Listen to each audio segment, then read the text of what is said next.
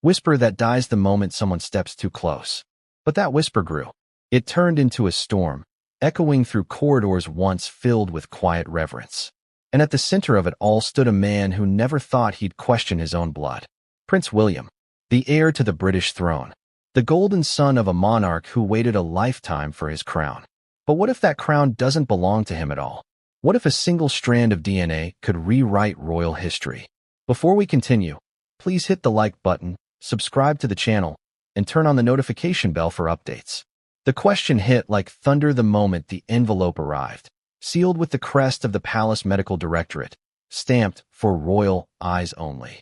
Inside was nothing more than a folded sheet of paper, thin enough to tear, yet heavy enough to fracture a kingdom. The results of a confidential DNA study conducted under the guise of routine medical verification. A simple comparison, father to son. But when Prince William opened that envelope, his hands shaking, his jaw clenched, the truth inside left him gasping for air. Imagine that moment. The future King of England, staring down at evidence that says the man he's called father for over 40 years might not be his father at all. Would you scream? Would you fall silent? Or would you demand answers from the man who raised you? That's exactly what William did. And that confrontation would shake the monarchy to its very foundations. But let's rewind. Because this wasn't a random accident. The truth didn't fall from the sky. It was buried, hidden, meticulously locked away by people who had everything to lose if it ever saw the light of day. The royal family has survived wars, divorces, betrayals, and scandals. But what they fear most is truth. And this truth? It was more dangerous than anything that came before. It wasn't about reputation anymore. It was about blood. For months, palace insiders have whispered about an internal review. Officially, it was part of a historical and genealogical update, meant to modernize the royal family's ancestry records for archival preservation. Unofficially, it was an operation designed to confirm lineage, to ensure the House of Windsor's bloodline remained unbroken. After all, the monarchy's entire legitimacy rests on heritage, on the idea that royal blood cannot be questioned. But someone questioned it. That someone was a woman few people have ever heard of, Dr. Eleanor Firth, one of the most respected geneticists in the country. Her team was tasked with verifying royal lineage markers, a symbolic gesture at first, or so she thought, until the data told a different story, a mismatch, a pattern that didn't align with what history had recorded. At first, she thought it was an error, but when she double-checked, the results remained the same. She flagged it immediately. She was told to leave it alone. 2 days later, she disappeared from the project entirely. Now, this was no ordinary research. This was sanctioned by the highest levels of the monarchy. Every file encrypted, every sample coded. But in their quest for secrecy, they made one fatal mistake. They underestimated the digital age. You see, even palaces are not immune to leaks.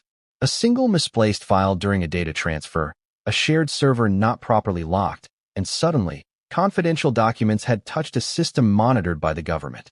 Within hours, that data was traced, flagged, and quietly retrieved. Or so they thought.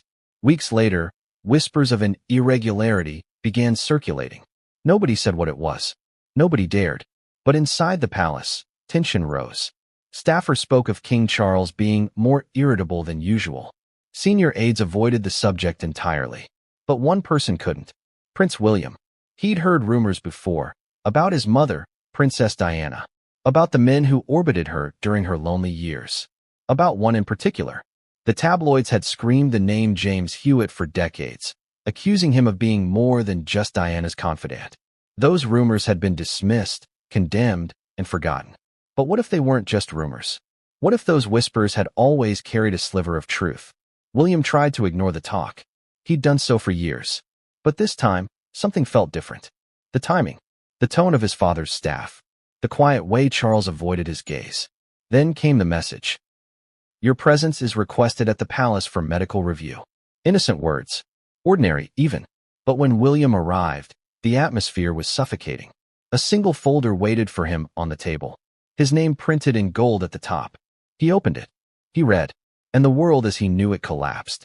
The paper inside didn't scream. It didn't accuse. It simply stated what it knew. One line in cold, clinical text. Genetic paternal linkage, inconclusive. That was it. No explanation. No comfort. Just inconclusive. For any ordinary person, it might have meant nothing. But for a man whose entire existence is defined by lineage, it meant everything. He sat there, silent. Then he stood, pacing, breathing hard, eyes locked on the floor. Every memory of childhood, every moment his father had ever looked at him with pride, every speech, every photograph, replayed through a new lens. Could all of it have been built on a lie?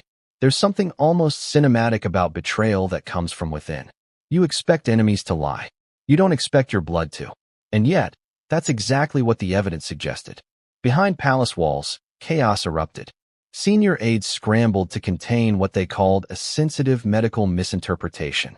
Lawyers were summoned. Security teams were briefed. The Royal Communications Office drafted emergency protocols in case of leaks. But it was too late. The secret was already spreading. Not to the public, not yet, but within the inner circle. And in the royal world, inner circle secrets always have an expiration date. Let's pause for a second, because this isn't just a scandal. This is history unraveling. If Prince William isn't biologically connected to King Charles, then what happens to the crown? The monarchy is bound by lineage, bloodlines that trace back centuries. But if that bloodline breaks, the entire institution faces collapse. Think about that. Centuries of rule undone by a few strands of DNA. Now imagine being the man at the center of it. William, husband, father, soldier, and future king, realizing that his destiny may have been nothing more than an illusion crafted for stability. The weight of that realization could crush anyone. And here's where it gets darker. The palace didn't just sit back. They moved. Quietly. Methodically. Files were reclassified. Staff reassigned. Digital traces deleted. The message was clear. This never happened. But covering truth has consequences. And for William, the silence was unbearable. He confronted his father. Not in front of cameras. Not during some family dinner. Behind closed doors. In a conversation so explosive that those nearby claimed to hear raised voices echoing through the halls. "You lied to me," William shouted. "You knew." Charles, shaken, tried to calm him. But William wouldn't let him speak. Years of loyalty had cracked in an instant. "Who am I?" he demanded. "Tell me the truth, for once in your life." No one knows exactly how Charles responded. But sources close to the palace said his words only made things worse. "It's not what you think," he reportedly said. But in that moment, nothing he could have said would have mattered. And so, the palace fell into chaos. Staff ordered to remain silent. Communications blackouts. Calls monitored. It was as if the royal family itself had gone into lockdown. Yet still, the questions lingered. Why now? Why was the DNA test conducted in the first place? And who authorized it? That's where the story takes an unexpected turn. The investigation wasn't initiated by William or Charles at all. It was triggered by a larger royal ancestry project, a cross-departmental review meant to verify historical royal bloodlines for academic record. It was supposed to be ceremonial. But one curious scientist noticed something strange. A genetic signature that didn't match the royal paternal line. At first, it was dismissed as contamination. But when the same results appeared in multiple samples, alarms went off. And then came the order to stop testing immediately. Why stop, unless there was something to hide? That's the question insiders began asking. One senior official reportedly said, "The results raise questions we weren't prepared to answer." Those words alone speak volumes. Behind closed doors, MI6 was quietly informed. They were told to ensure all data related to the Royal Genetics Program was contained. But once information exists, it's never truly erased. Copies remained. Backups lingered. And those backups would become the key to the greatest royal crisis of the century. What's more chilling is the timing. Just months before this scandal erupted, King Charles had undergone a public health check, revealing his cancer diagnosis. Many believe that medical event opened the door to new DNA assessments, under the guise of hereditary risk analysis. But that's where things may have gone too far. A single test cross-referenced the king's results with his son's, and that's when the inconsistency appeared. The discovery wasn't supposed to reach William, but it did. Someone inside the palace, perhaps out of guilt, perhaps out of loyalty, made sure he saw it. Now, here's where everything starts to spiral. William didn't react like a cold politician. He reacted like a son. Confused. Betrayed. Furious. Reports suggest he spent hours alone afterward, refusing calls, canceling public appearances. Insiders claimed even Kate was left in the dark at first. She found him pacing, hands trembling, muttering only one sentence: "He's not my father." From that moment on, there was no turning back. The institution's greatest secret had escaped the vault. And it wasn't a rumor. It was science. Verified. Immutable. A discovery that could end a monarchy if ever made public. But here's the cruel irony. The very system built to protect the royal bloodline may have exposed its own fracture. And as the truth spread through the palace, one question began to haunt every corridor, every conversation, every sleepless night. If Prince William isn't the biological son of King Charles, who is? What if the answer was hidden not in royal documents, but in the lost words of Princess Diana herself? Words buried in a private journal that vanished after her death and recently resurfaced under mysterious circumstances. Because Diana knew something. She hinted at it in letters, in conversations, even in her final interviews. And those who've read her private writings claim she predicted exactly this moment, the revelation that would tear the monarchy apart from the inside. But what she wrote, and who she mentioned, would soon make the DNA discovery look like only the beginning of a far deeper royal secret. And when Prince William discovered the name she had written, the name she feared the world would one day learn, it didn't just break him. It changed everything. Because that name wasn't Charles. It was James. It all began with a mistake. Not a royal scandal. Not a betrayal plotted in secret chambers. Just a simple, human error. A single click. A digital misstep buried deep within the secure servers of the Royal Medical Directorate. Yet that click would expose something the monarchy had buried for decades, and it would set off a chain reaction that not even the king himself could stop. The royal family has always believed in control. Every photograph is curated, every headline managed, every narrative sculpted to perfection. But in the age of technology, control is an illusion. Even the crown's most sacred secrets now live in code, fragile, traceable, and one glitch away from exposure. That's exactly what happened the night the system went down. Inside the restricted server room beneath St. James's Palace, the hum of computers echoed against the stone walls. Two technicians were performing a scheduled data transfer, part of a modernization initiative designed to securely digitize royal medical archives.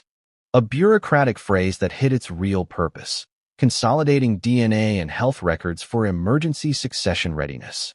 That was the official term used on the files.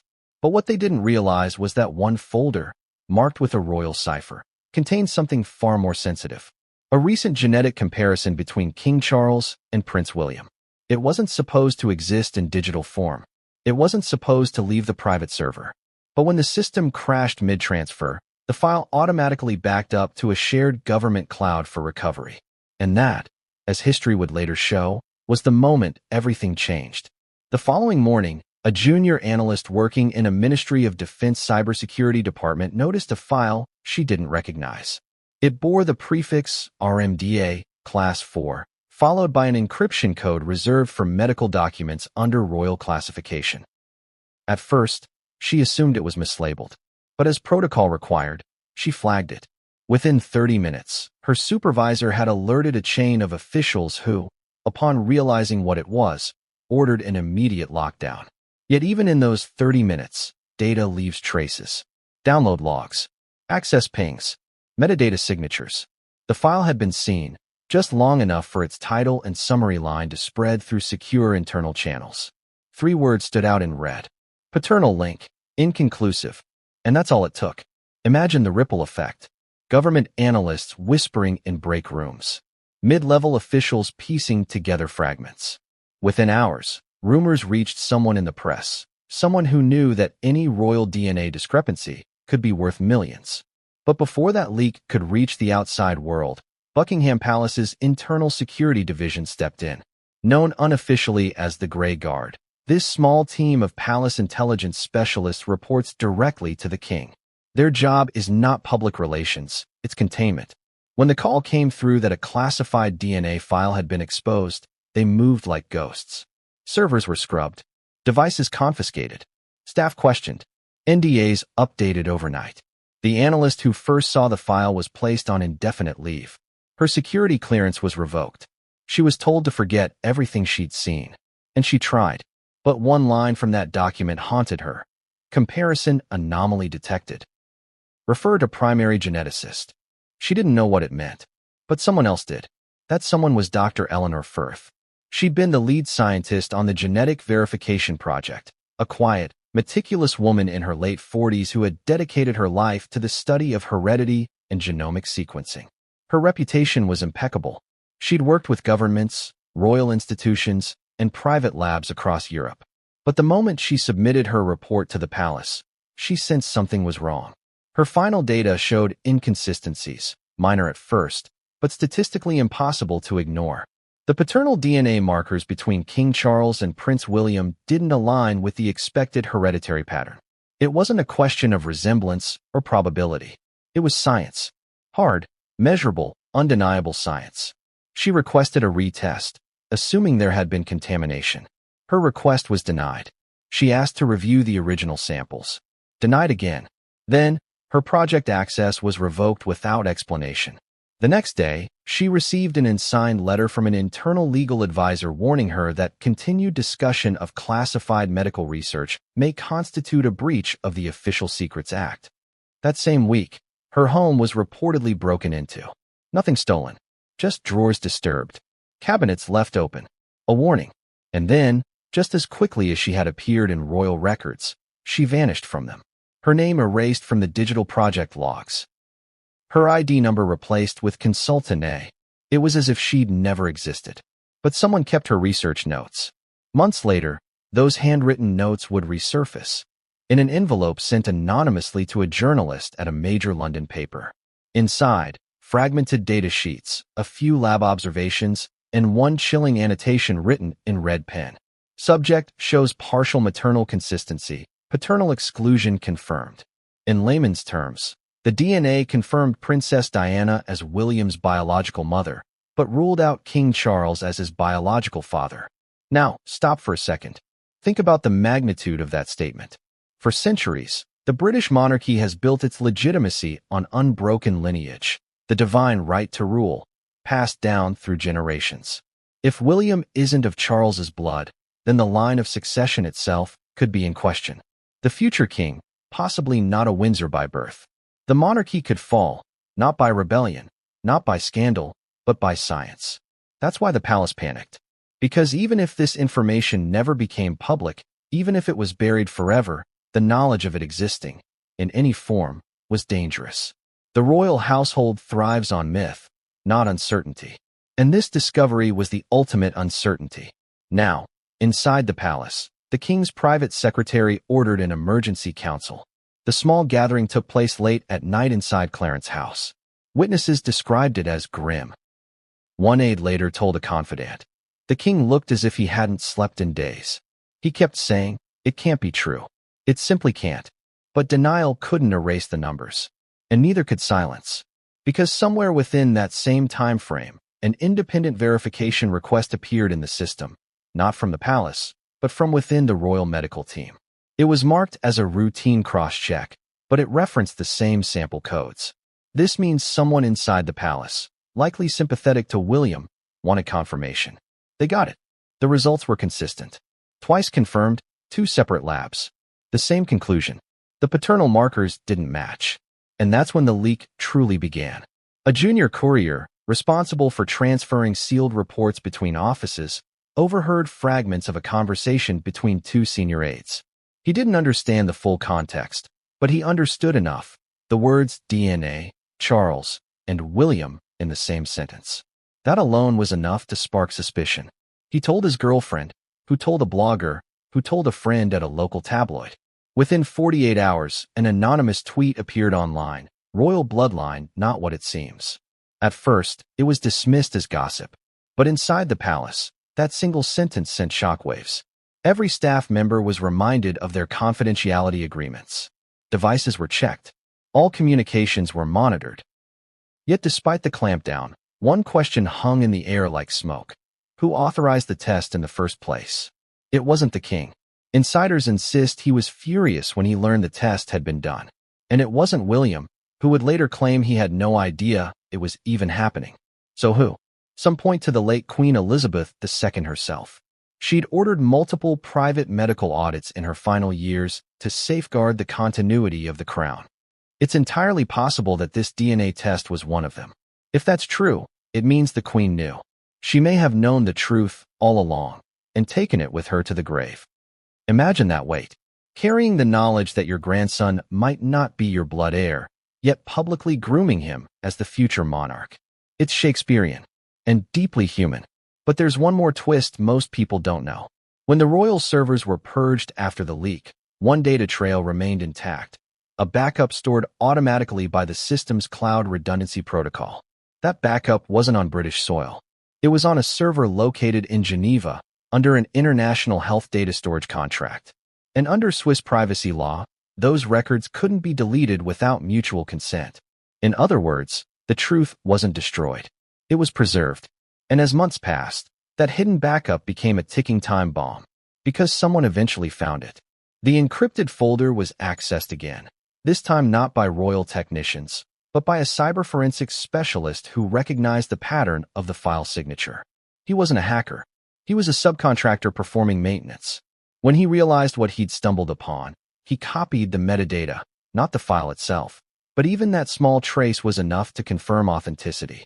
He sold the metadata to an underground journalist network that specialized in high-level political leaks. And that's how the secret finally reached the edges of public consciousness. It didn't hit headlines, not yet.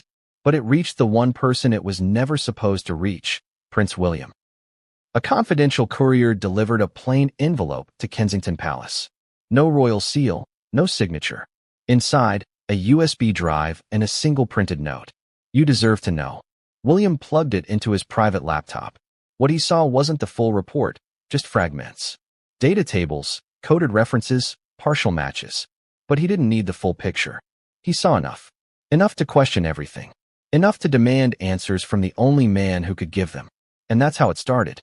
The leak that should never have happened had reached its destination. Not the press, not the politicians, but the heart of the monarchy itself. The truth was no longer contained in data. It was alive, breathing through the air himself.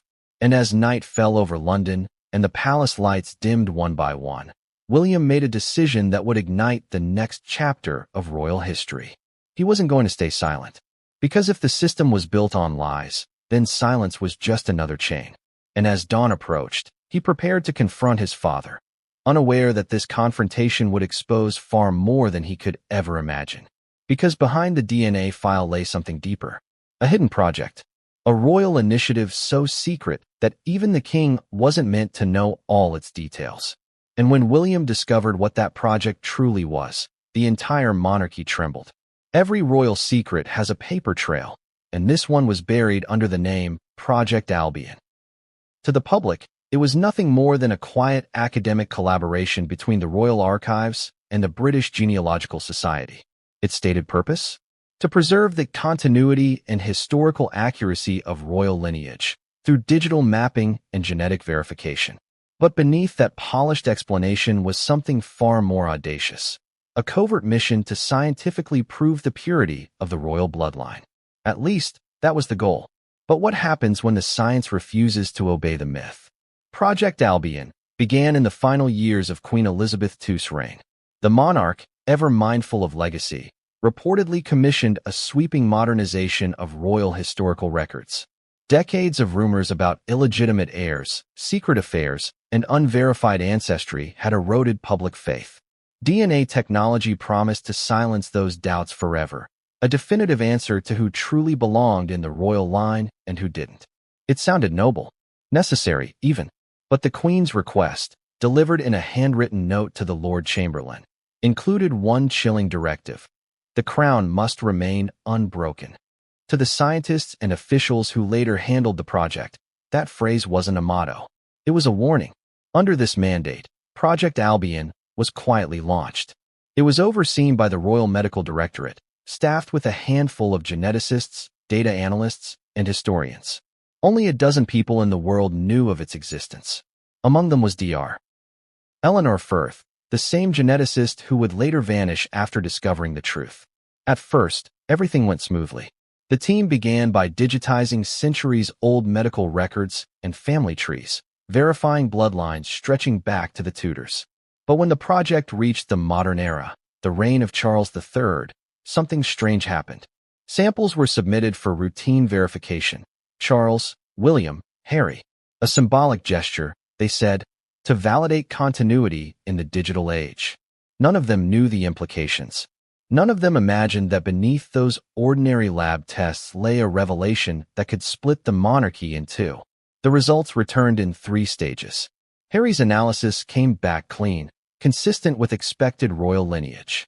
Charles's results, of course, reflected his own known heritage. But William's raised questions that couldn't be explained away by coincidence. You see, DNA doesn't lie. It doesn't care about status, or crowns, or history books.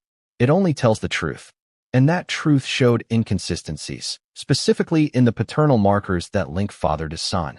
The data didn't say William wasn't related to Charles. It said the genetic connection was incomplete, a word that left scientists confused, the palace alarmed, and the Queen, reportedly, silent for an entire afternoon after being briefed. According to one insider, the Queen whispered only one thing after reading the summary: it's her doing. No one dared to ask who her referred to, but those who worked closely with the monarch suspected she meant Diana.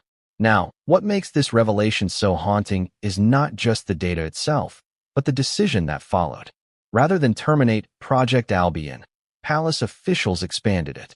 They brought in additional consultants under the guise of medical historians. In reality, these were intelligence analysts from MI6, tasked with tracing potential alternative paternal links. Their mission: to find any genetic or historical connection that could reconcile the anomaly or bury it. But you can't bury data forever, not when so many people are involved. One of the scientists, who later spoke anonymously, described the tension in the lab. We weren't told whose samples we were testing. We were just given coded vials labeled A, B, and C. But everyone knew. You could feel the weight of it. It wasn't science anymore. It was politics. Within weeks, the atmosphere inside the project turned toxic. Reports were suddenly restricted. Files deleted. Staff reassigned. Some were told the research had been concluded successfully. Others were quietly warned to cease inquiries immediately. And then came the first disappearance. Dr. Eleanor Firth's sudden removal from the project shocked everyone. One day, she was leading the genetic analysis. The next, her lab access was revoked, her office cleared, her email address disabled. The official statement claimed she had transitioned to an advisory role abroad. But those close to her said she was terrified. She confided in a friend, saying she'd uncovered something that could change the entire royal narrative. A week later, she stopped answering calls. Her friend tried to report her missing. But before the police could investigate, Dr. Firth sent a final message. A single line in an encrypted email: "It's true. He isn't his father." Then she was gone. The palace, of course, denied everything. They called the story fictional nonsense spun by conspiracy theorists. But behind the scenes, Project Albion went deeper underground. At this point, the operation was moved from the Royal Medical Directorate to a secure facility in Berkshire, managed under government oversight. Access was restricted to 6 personnel, each bound by lifelong secrecy contracts. The project's new name: Operation Lineage. Its sole purpose? To validate or invalidate William's biological link to the reigning monarch, by any means necessary. One detail rarely discussed outside intelligence circles is how the project's files were handled. Instead of deleting the previous data, they created mirror records, duplicates stored under false titles. That's how the original, inconclusive report survived. It wasn't deleted. It was reclassified, hidden in plain sight under a new label: Medical Archive, Historical Validation Series. That file, as fate would have it, was the same one accidentally leaked during the server transfer in Chapter 1. Everything connected. Every secret, every file, every vanishing.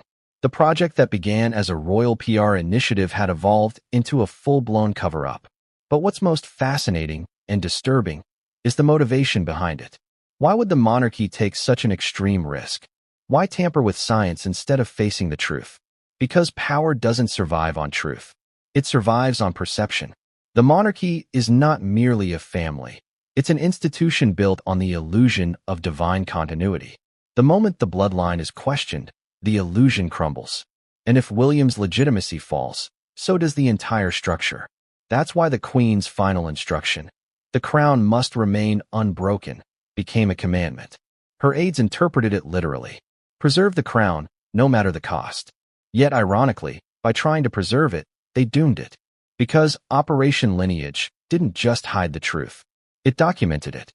Every test, every edit, every internal communication was archived. And though those files were locked away from public view, they still existed, waiting for someone curious or foolish enough to uncover them. Meanwhile, palace tension grew unbearable. William sensed something was off long before he saw the data himself. He'd been asked to submit new medical samples multiple times in 1 year, unusual even by royal standards. When he asked why, he was told it was for a hereditary study related to public health. He complied, unaware that his DNA was being compared against his father's for confirmation. But when Project Albion reached its final report, something extraordinary happened. A secondary cross-check, intended to verify the validity of the test, flagged an external match.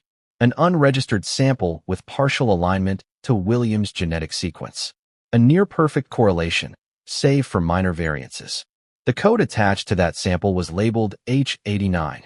When scientists traced the identifier, it didn't lead to the palace. It led to a decommissioned file once stored in the archives of the Ministry of Defense. The subject's name, James Hewitt, the man the tabloids had once accused of being Diana's secret lover. Now, to be clear, correlation isn't confirmation.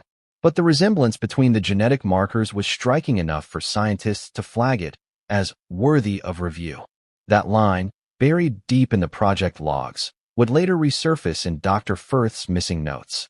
And when William eventually saw those notes, handwritten, smudged with coffee stains, marked with panic, he didn't just see data.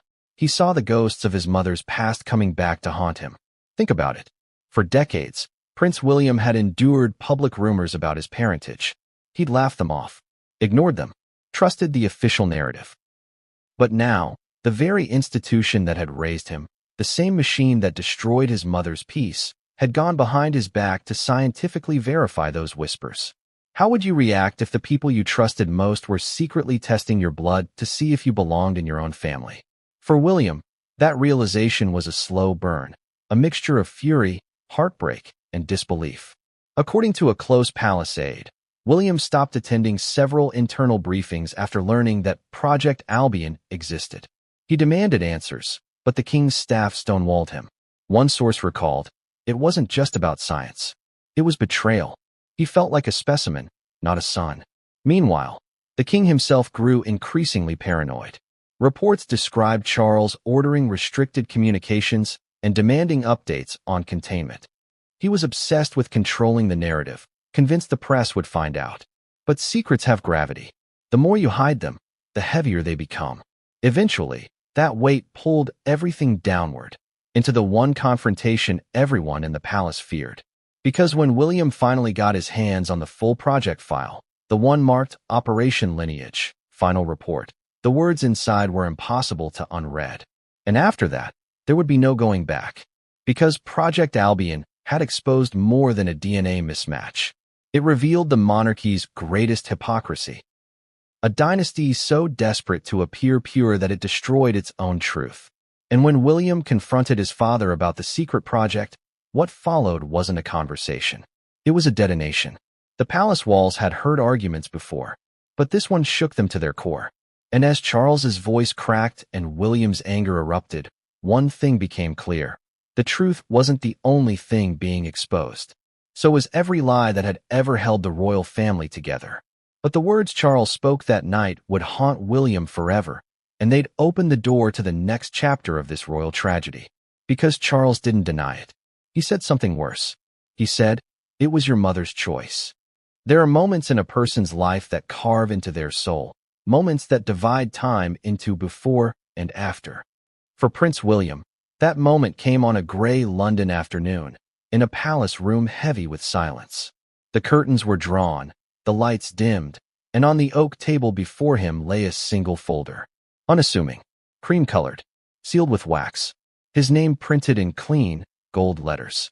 He had seen hundreds of folders like this before. Military briefings, security reports, charity budgets. But this one felt different. It carried a weight, not physical, but emotional.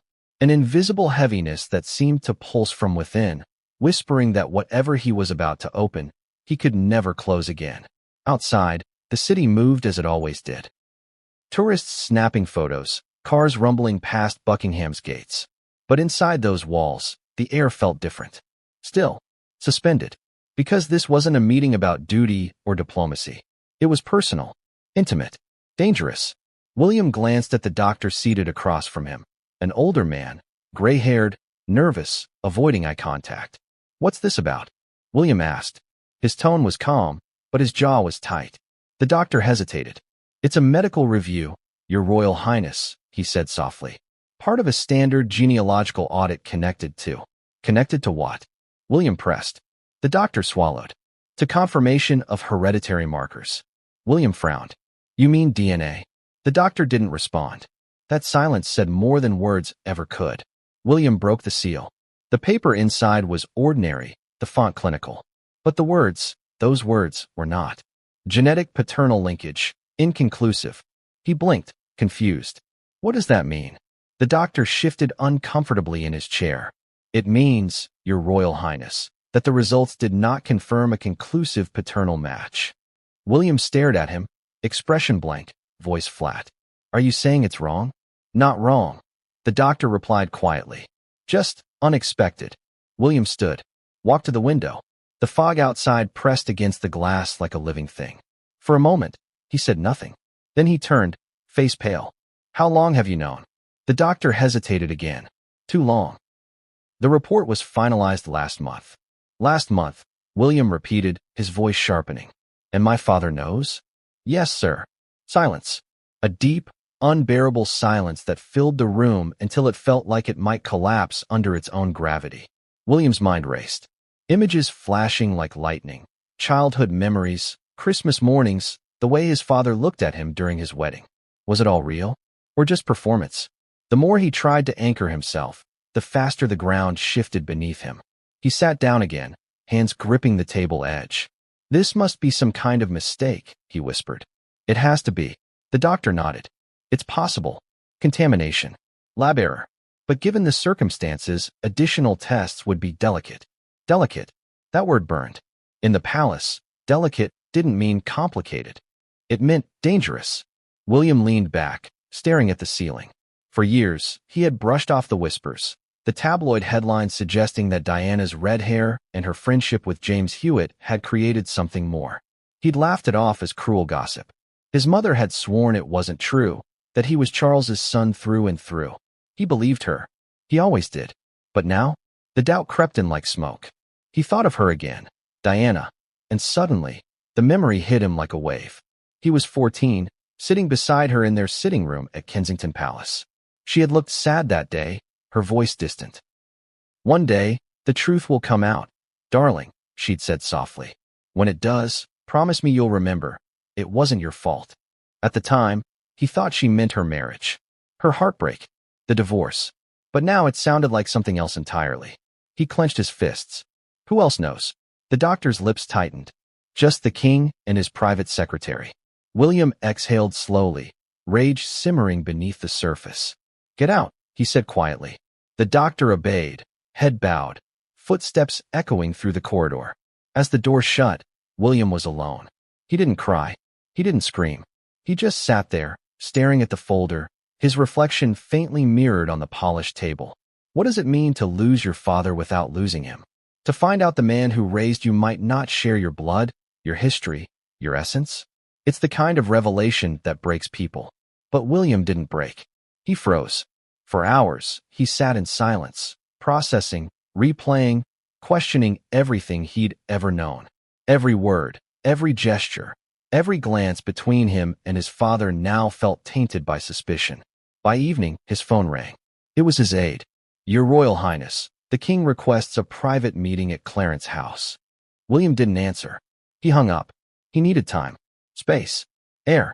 He left the palace quietly that night, slipping past guards who didn't dare stop him. He drove. No destination, no plan, just motion. The rain fell hard, streaking his windshield like tears he refused to shed. At one point, he pulled over by the Thames, the city lights reflecting off the dark water. He sat there, gripping the steering wheel, shaking.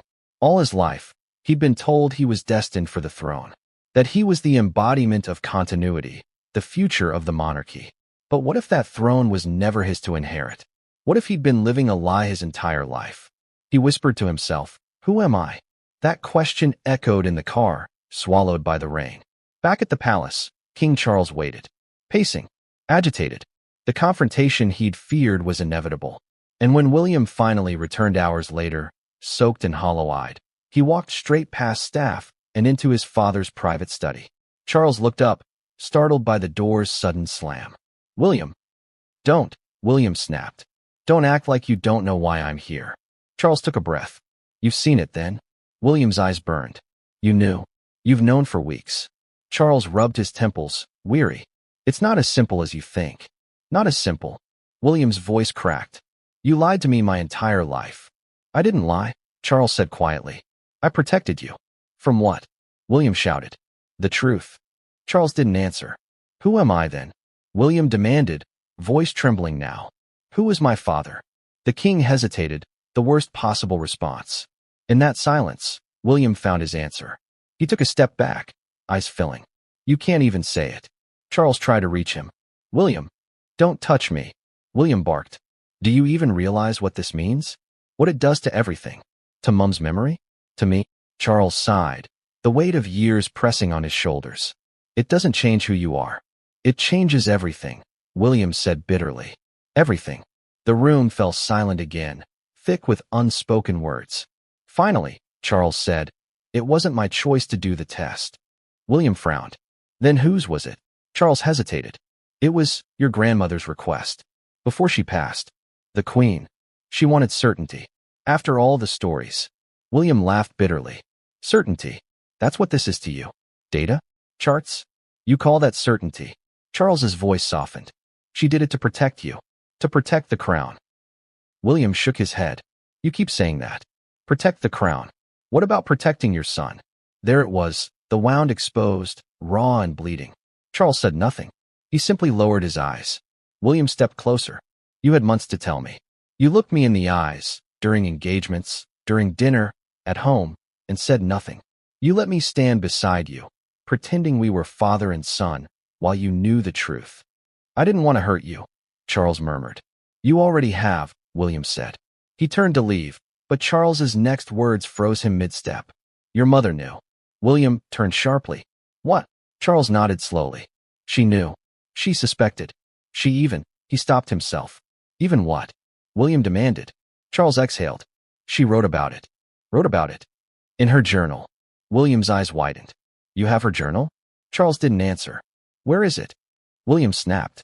Charles looked away. "It's been secured." "Secured," William repeated, his voice trembling with rage. "You mean hidden?" "Protected," Charles said softly. "There are things in there that could destroy this family." "Maybe it deserves to be destroyed," William said coldly. For a long moment, neither spoke. The only sound was the faint ticking of the clock on the wall. Finally, Charles whispered, "It wasn't supposed to go this far." William shook his head slowly. "You don't get it.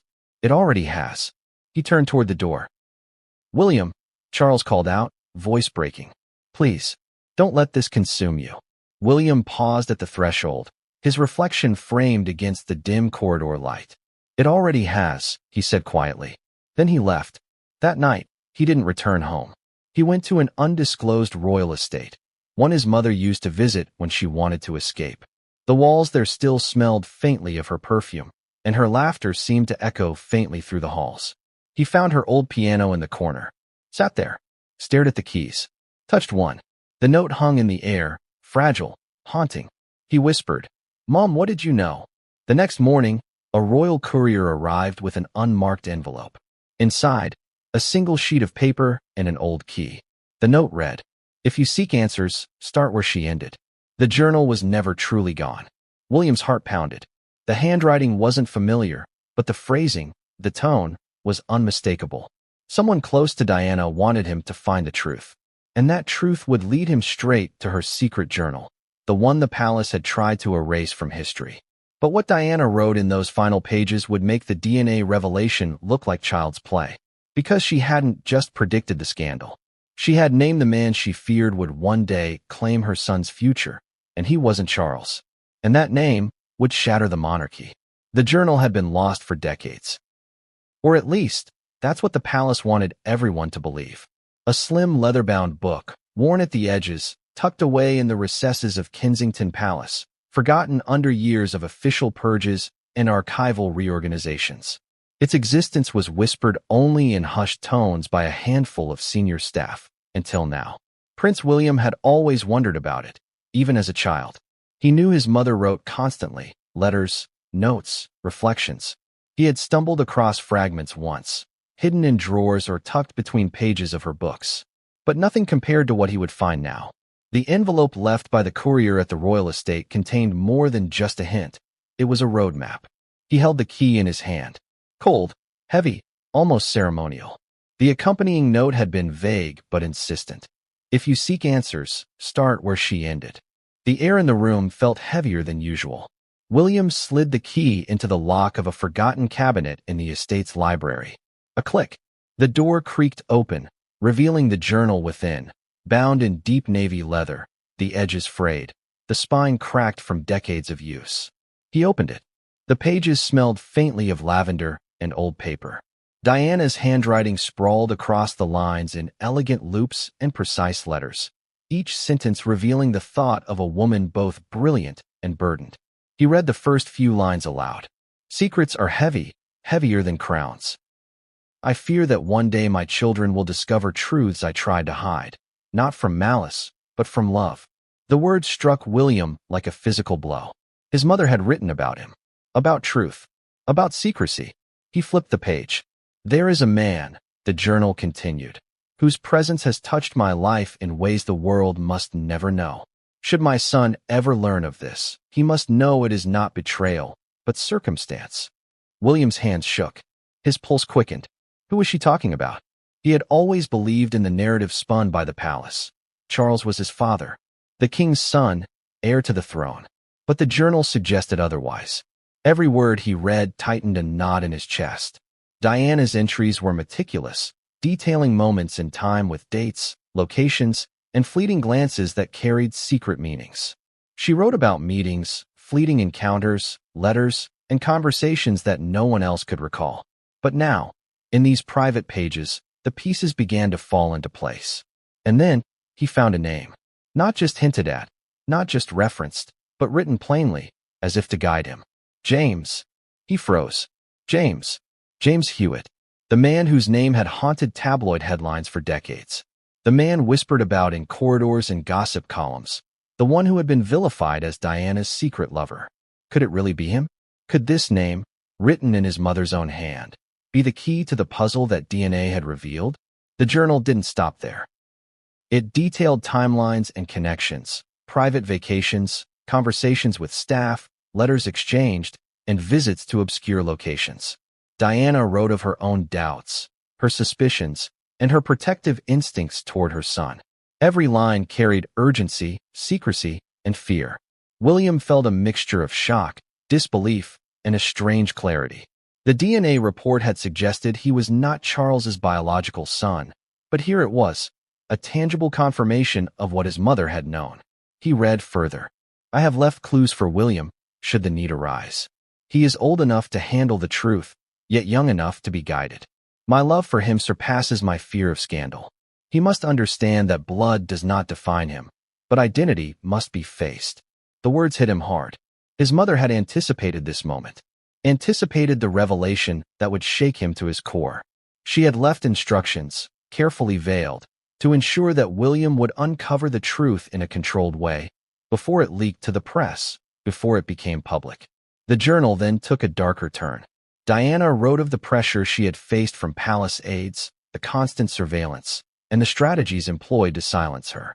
She documented threats, secret conversations with lawyers, and the measures taken to protect the royal image, measures that, in hindsight, had delayed the inevitable discovery of William's true lineage.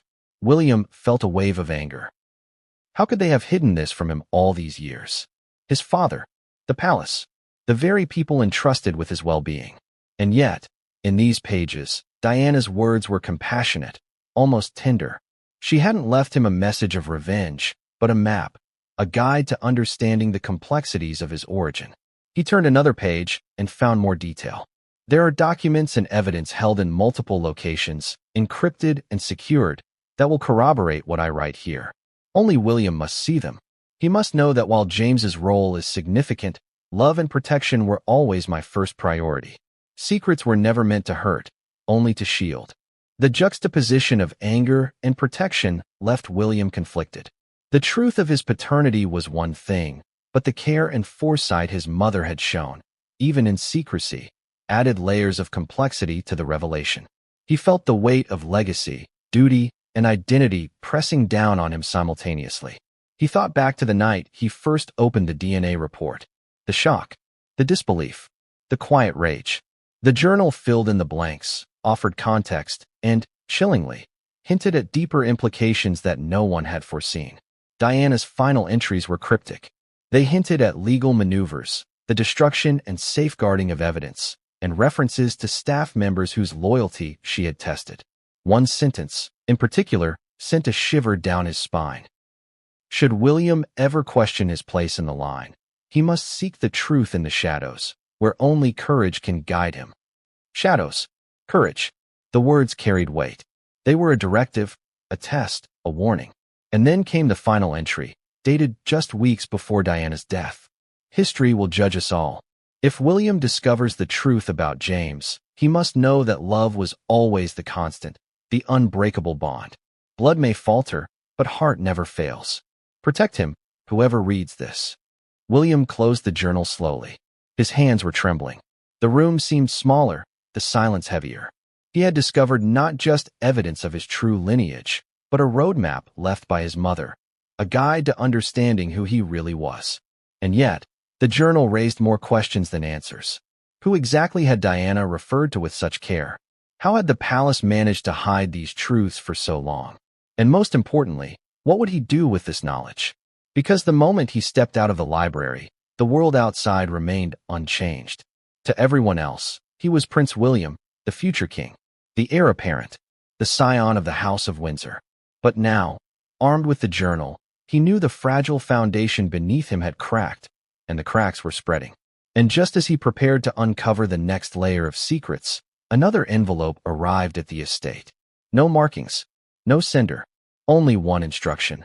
The next step begins where the past converged. William knew immediately, this was no ordinary courier. This was part of the path Diana had left for him. And the path would lead to revelations so profound, so devastating, that they would forever alter his understanding of family, identity, and the monarchy itself. The name was simple, one word, one syllable, James. And yet, it carried more weight than any crown, decree, or ancestral lineage ever could. For decades, the whispers had floated through tabloids, palace corridors, and schoolyard chatter. James Hewitt, Diana's alleged lover, a man vilified in the public eye, painted as the villain who might have taken something from the future king of England. Yet, until now, those whispers had never been paired with evidence, until the journal and the DNA intersected in a way no one could ignore. Prince William held the journal open, fingers tracing the loops of Diana's handwriting. Her words were deliberate, almost surgical in their precision. There is a man whose presence has touched my life in ways the world must never know, she had written. And then, simply James. No surname, no preamble, as if that single name carried all the truth he needed. William's mind raced. Could this be real? Could it be that James, a figure long ridiculed and dismissed, was at the center of a secret that shaped not just his identity, but the monarchy itself? He remembered childhood rumors, half-heard conversations, fleeting headlines. He had laughed them off, sometimes with forced smiles, sometimes with quiet indignation. He trusted the narrative spun by his father and by the institution he served. Yet now, confronted with his mother's direct words and the corroborating DNA evidence, the possibility could no longer be ignored. So who was James Hewitt, really? Born in 1958, Hewitt was a cavalry officer with the Life Guards. Charismatic, athletic, and unashamedly flamboyant, he became a figure both adored and feared in aristocratic circles. He moved in elite circles, attended high-profile events, and had a magnetic charm that drew people in, especially Diana, at a time when the young princess felt isolated, trapped, and scrutinized by a world that demanded perfection. Diana's journal revealed what the tabloids never could. Hewitt was more than a name whispered in rumor columns. He had been a confidant, a friend, and, in the private reality of Diana's life, a man whose presence brought comfort, laughter, and a fragile sense of freedom. But the journal also hinted at caution, secrecy, and guilt. Diana seemed haunted by the boundaries of love and duty, and by the consequences that might fall upon her children. William read her words carefully. James was never meant to replace. He was never meant to harm. Yet the timing, the passion, the secrecy, all of it leaves a mark upon my children, whether they know it or not. My son must understand this, must forgive what was necessary to protect him. Those words were both comforting and terrifying. Comforting because they framed the truth in love, in protection. Terrifying because they confirmed that this man, James Hewitt, had been closer to Diana than anyone outside the palace could have imagined, at a time when William himself was a child. Now, the DNA report and the journal converged in a way that could no longer be ignored. The paternal markers didn't align with Charles, and James Hewitt's rare genetic signature bore a correlation to William's own DNA, strong enough to raise questions the palace could no longer suppress. William felt a swirl of emotions: disbelief, anger, betrayal, grief, and something darker, confusion. How could the person he trusted most, the man who had built a life of love and guidance for him, be biologically unconnected? And how could the institution he had served for decades have silently participated in a cover-up that impacted his very identity? He reflected on the childhood memories he had held so dear: Diana laughing, Charles lecturing, his father's proud smiles. Were they all lies? Or just stories carefully curated to shield him from a truth too heavy for a young boy? William recalled instances in his youth, times when Diana had grown distant, times when her gaze lingered on him with a sadness he never understood. Her private words now made sense. She had been watching, protecting, guiding. But she had also been aware that the truth about James could one day fracture everything. He flipped another page, discovering entries detailing secret encounters, letters exchanged, and private meetings. Diana described conversations with Hewitt that were both tender and tense, moments where she questioned the future, her choices, and the consequences for her children. One particularly chilling passage read, "I have done what I must to protect William. James knows this. He has agreed to remain in the shadows, to never claim what is not his, to never disrupt the life I am forging for my son. My love must endure, even if the truth must be delayed." William's chest tightened. This wasn't just a story about romance or a fleeting affair. This was deliberate, calculated, and protective. Diana had orchestrated every move to shield her child, knowing the ramifications of revelation were immense. Yet, he also realized the layers of deception weren't hers alone. The palace had participated, deliberately or inadvertently, in maintaining the facade. Charles had known. Senior staff had known. Even the late Queen, according to whispers in the journal, had been complicit in guarding this secret for the sake of the crown. William's mind flashed to the DNA test, the inconclusive result, the courier, the envelopes, and now the journal. The pieces formed a pattern too coherent to be coincidence. James Hewitt was central to it, and that realization demanded reckoning. He also understood another painful truth: the world would never understand. The tabloids had always painted James as a villain. History would likely remember him as a footnote in scandal, not as the man whose genetics may have unknowingly shaped a monarchy. And yet, William now knew the truth. The journal continued. William must approach this with care. His father's pride, the palace's image, the public perception, all must be considered. But he must know the truth, for it is his right and his legacy. Secrets cannot protect forever.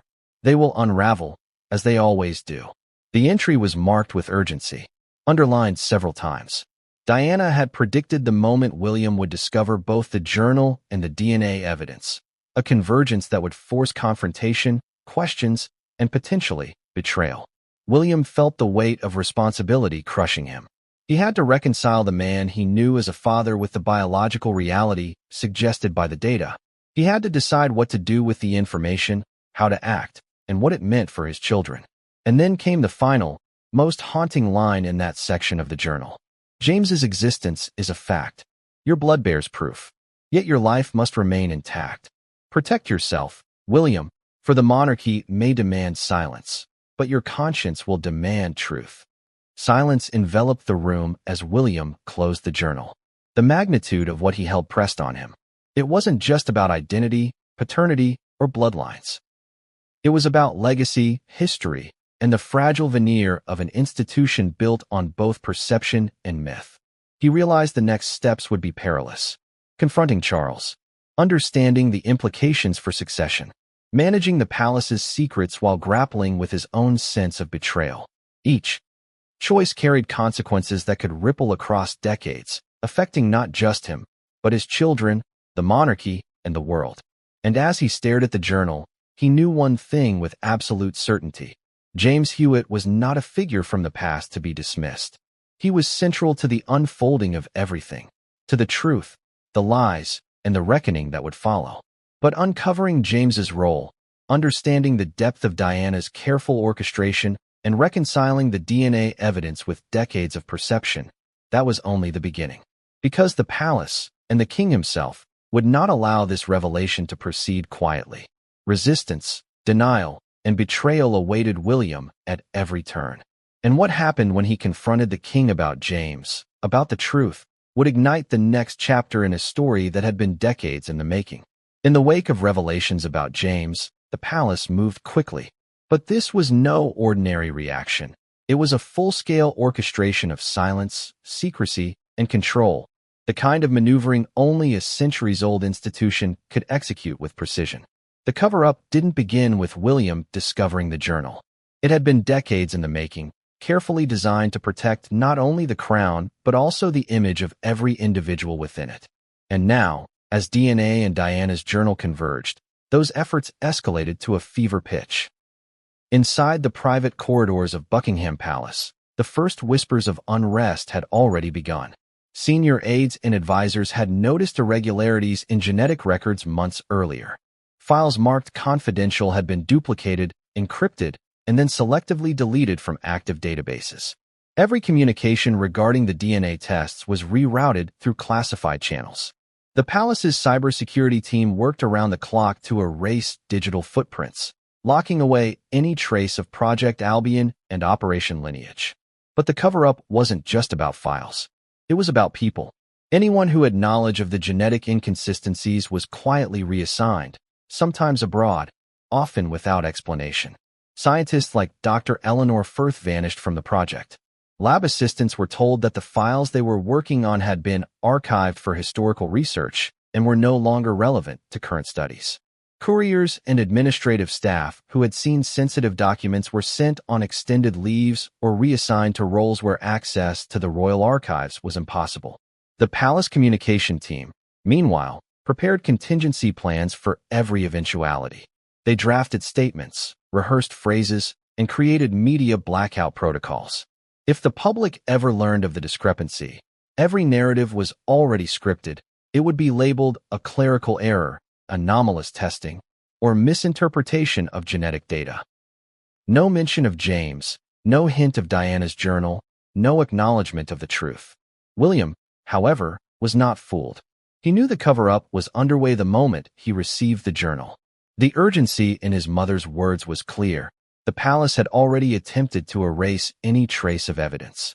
Every misdirection, every delay, every silent staffer confirmed what he feared. This was bigger than personal discovery. It was institutional control. He confronted his father about it once more. This time, the conversation was different. Not a heated argument, but a careful, controlled exchange, laden with tension. William demanded transparency, the names of everyone involved, the extent of data manipulation, and the motives behind the secrecy. Charles, for his part, was evasive.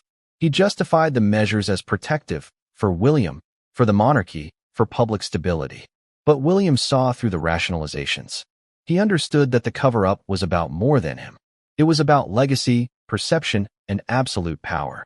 The palace's strategy was multi-layered. First, containment. Restrict access to all documents and prevent unauthorized personnel from seeing any evidence. Second, control. Shape the narrative internally before it ever reached the press or parliament. Third, deflection. Plan information that would redirect attention away from the truth. This included emphasizing minor scandals, resurrecting old rumors, and creating confusion to obscure the timeline. Even the king's private meetings were carefully choreographed. Advisors recommended limiting William's exposure to sensitive information until he could be guided through the revelations. Any interaction with journalists or historians was monitored. Palace staff were instructed to refer only to routine genealogical checks if asked about Project Albion or Operation Lineage. Anyone deviating from the script faced immediate repercussions. And yet, the cover-up had cracks. A junior analyst within the Royal Medical Directorate, unknowingly, had preserved metadata from the DNA files. A digital breadcrumb, seemingly insignificant, but enough to prove authenticity. When the files leaked accidentally, it revealed that the cover-up could never be total. The truth, once recorded, has a way of resurfacing. William realized that the cover-up was not infallible. Every file duplicated, every scientist silenced, every lie whispered in corridors could only delay the inevitable. And as he studied Diana's journal, he understood that she had anticipated this. The very structure of the monarchy's secrecy had been designed to mislead, yet she had left a path for him, a way to navigate the lies and discover the truth without falling victim to the palace's control. The cover-up extended beyond data and personnel. It infiltrated every aspect of royal life. Social events were manipulated to project stability. Public appearances were carefully staged. Royal engagements with journalists were scripted to reinforce the perception of a harmonious family. Every smile, every handshake, every photograph was curated to mask the tension simmering beneath. William watched the palace spin its web. He saw aides discussing which rumors to quietly let circulate, which narratives to amplify, and how to control conversations with foreign governments. He realized that for the monarchy, perception was as valuable, if not more so, than reality. And yet, he also knew that the genetic evidence and his mother's words were undeniable. The truth could not be hidden forever. His anger, initially directed at Charles, began to shift toward the system itself. The institution that had raised him, protected him, and groomed him for the throne had also participated in manipulating his understanding of identity. Every secret meeting, every suppressed report, every silenced voice reinforced the palace's commitment to the crown over the sun. And as the cover-up continued, William understood one fundamental reality. He could not rely on anyone within the palace to provide clarity. Every aide, every advisor, every staffer had a role, and each role was designed to preserve the illusion, not the truth. He also recognized the stakes. If the cover-up failed, the monarchy could face unprecedented scrutiny. If the information became public, questions would arise about legitimacy, succession, and the very foundation of British rule. Parliament, the press, international leaders, all would demand answers. The ramifications extended beyond personal betrayal to national and global consequences. Despite the pressure, William resolved to act carefully. He could not destroy the institution his family had built, but he also could not ignore the truth about James, about Diana's foresight, or about his own identity. The cover-up was sophisticated, but so was he. The following weeks were a delicate balance. William met privately with trusted confidants, mapping out the implications of the revelation and strategizing on how to navigate the palace's web of secrecy. He cross-referenced Diana's journal, the DNA results, and historical records, building a timeline that revealed inconsistencies deliberately obscured by the palace. Every date, every encounter, every letter pointed to a calculated effort to conceal the truth about James's role in his life. But the palace was not idle. Charles had ordered increased monitoring of William's movements. Communications were tapped. Staff members were instructed to report unusual behavior. Advisors whispered about stability risks and succession integrity. In essence, the cover-up had become proactive, designed not only to suppress evidence, but to anticipate William's reactions. And then came the next shock. One of Diana's letters, recently surfaced in the journal, contained instructions. Should William seek answers, he must do so with care. There are individuals within the palace whose loyalty is uncertain. Trust must be earned, not assumed. The irony was palpable. The very institution attempting to control him had been foreseen by his mother decades earlier. She had predicted the cover-up, the lies, the manipulation, and had left cryptic guidance to navigate it. William's mind raced. He understood that exposing James or challenging the cover-up could provoke retaliation. He also understood that silence would only perpetuate the deception. And so he chose a middle path. He would investigate. He would question. He would confront. But he would do so strategically, understanding that every move had consequences, every revelation a potential explosion. The palace, meanwhile, intensified its efforts. Security protocols were heightened. Digital access was restricted further. Advisors met in secret, planning contingencies should any leak occur. Meetings were coded, instructions were encrypted, and every communication was double-checked. The cover-up had evolved into a fortress, an elaborate, nearly impenetrable system designed to protect a lie. Yet, even the strongest fortress has weaknesses, and Diana's journal, combined with the DNA evidence, was a key capable of bypassing every barrier. William realized that he now held both the knowledge and the guidance to uncover the truth. But the palace would not let this happen without resistance. The tension was palpable. The stakes were clear. And the next confrontation